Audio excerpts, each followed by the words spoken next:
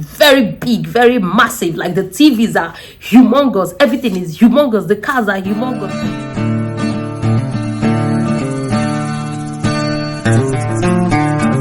Hello guys, and welcome back to my channel. My name is Wendo. If it's your first time of coming across my channel, please don't make it your last. Turn on the notification bell, click on the subscribe button, turn on the notification bell so that you get notified whenever I post a video. And if you're my returning subscriber, I don't take your visit for granted. Thank you so much from the bottom of my heart for all the birthday wishes. I see it, I appreciate it. God bless you. And please let me leave this here. I have the membership button on my channel turned off, so if you want to support my channel, you want to take this channel to the permanent side. I know how long it took me to do that membership.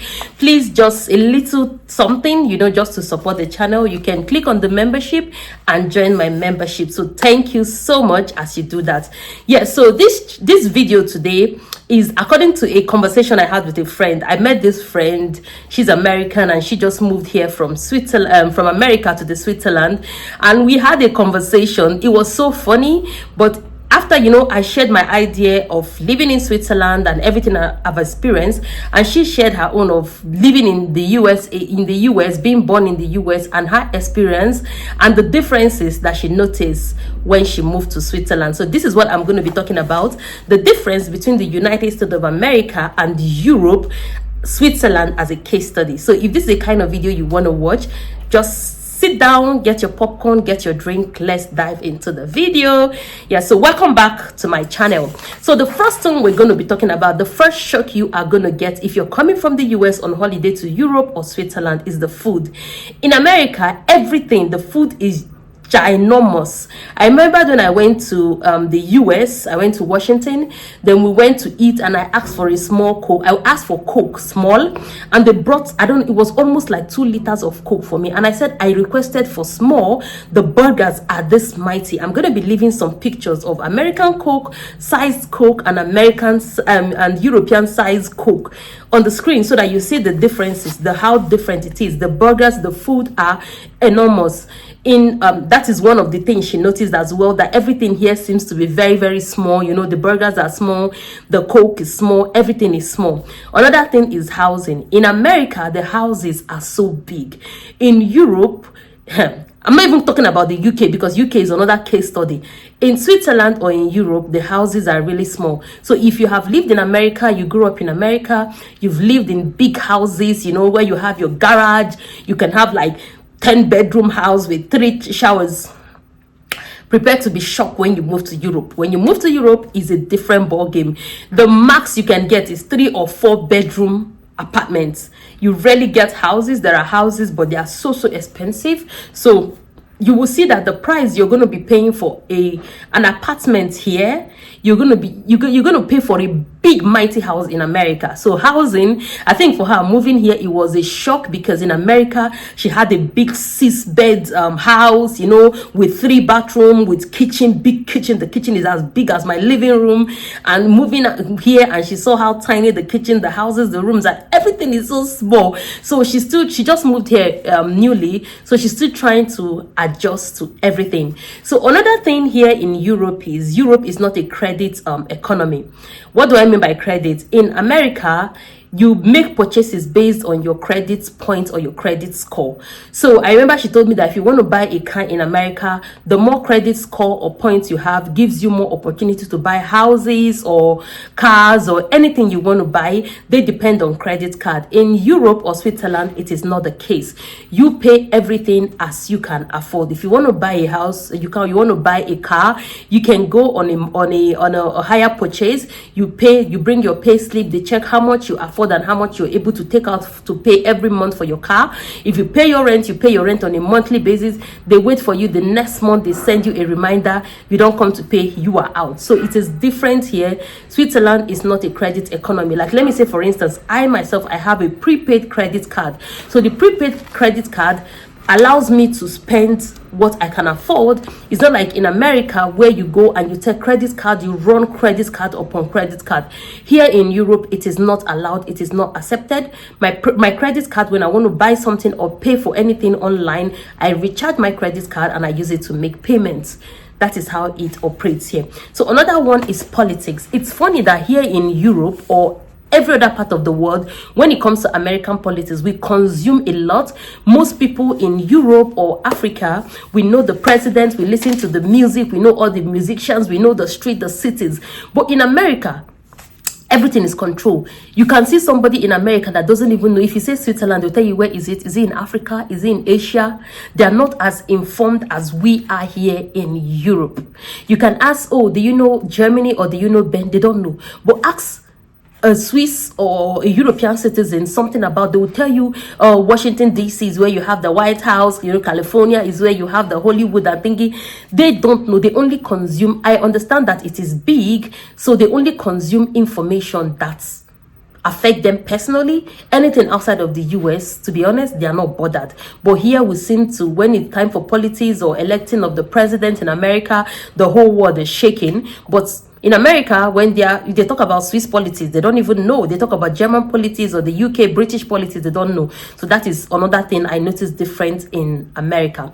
So another difference for her was the fact that language, yes. Like she said to me, within 1 hour, you can get yourself in Germany. In America, for you to go from maybe Houston, Texas to New York, it's going to take you 4 to 6 hours flights. So that's like going to Africa. So America is really big. So the languages here, just across the border or within Switzerland, they're speaking another language. And it's the language that is used for everything.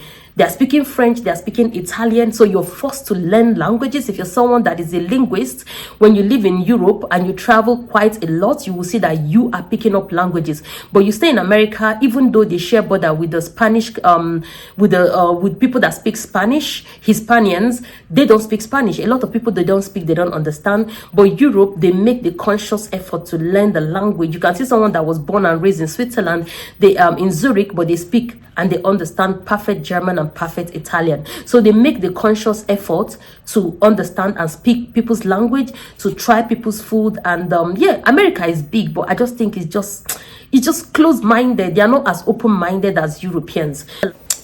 Speed of life. Yes, speed of life. She complained of how calm it is in Switzerland, that in America is like pam pam pam pam pam, because time is money. But in Switzerland we have a lot of holidays, and when you have children, those holidays, you can take holiday to stay at home with your children, you can travel across the border with your children.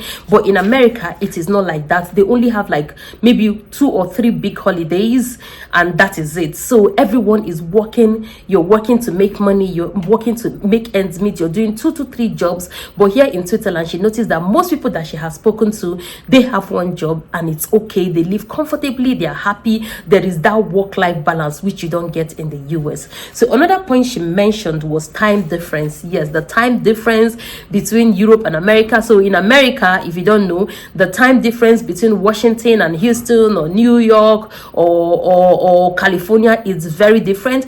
But in Europe, we're almost on the same time. I think it's just the UK that is different. But here in Germany, in Italy, in France, in Switzerland, we have the same time zone difference. But in America, the time difference affects a lot of things. So depending on where you are based in America, the time difference varies from the state you are to another state. So that is also a big thing for her. And the fact that, you know, she has to wait to look at the time to know when to call people back home. If she's calling, so, you know, it's the time difference is messing her brain off. So the other one is drugs and medication. I remember when I was working at the airport, you see a lot of American indigents or citizens, when they are traveling, they have this big suitcase of drugs and medication that they take. There is drug for everything. But in Europe, most of the drugs are bought on prescription. We don't drink as much drugs. If like, I can say that I have lived here for 14 years, I have never had antibiotics.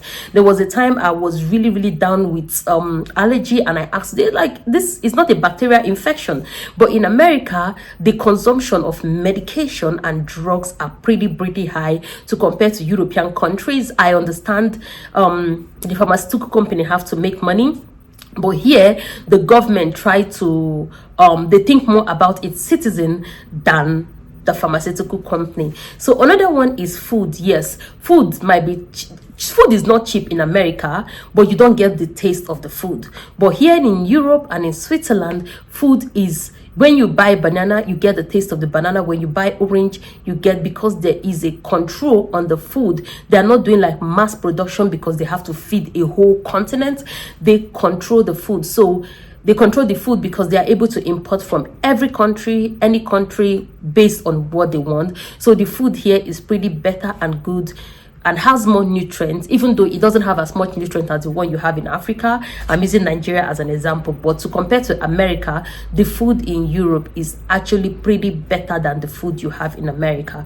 So another one is easy to travel. So in America, she said to me, like my friend said to me, that she has lived in Houston all her life. She has never traveled out of Houston, but it is difficult for you to come to Europe and meet a Swiss person. I'm talking about Switzerland, and you meet a Swiss person that hasn't traveled to Germany or UK or America. We travel a lot because of the holidays we have, but in America it is work, and they don't find time to travel as much as we do in Europe. So if you're an American citizen or you're an European citizen or you've lived in Europe, if there's something you want to add, you can add in the comment section. But this is some of the points, like if I don't like to make my videos that too bulky or too much, so these are some of the points she shared with me, and it was just so funny when she was explaining it and me trying to, like, my apartment is quite big, so I have been to other people's apartment that is pretty tiny, so I understand where she's coming from. And I went to her house and it was tiny to compare to somebody that was coming from a